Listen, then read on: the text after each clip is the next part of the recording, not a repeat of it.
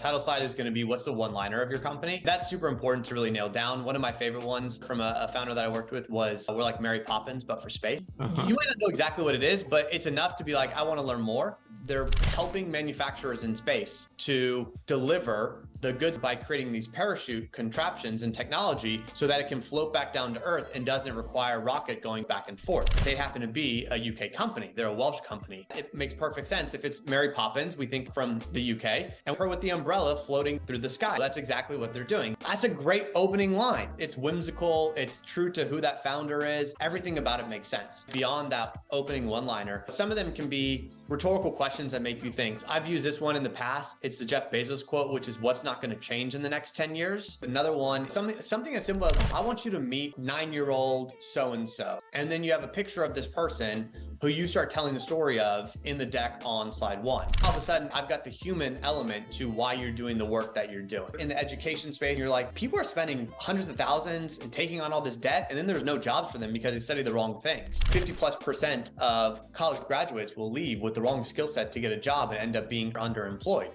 Meanwhile, we have 30 million jobs that are ready to be filled. Why isn't this chasm being crossed? It's a very visual kind of analogy representation of numbers plus a chasm. That's another kind of variation that I would think about potentially using.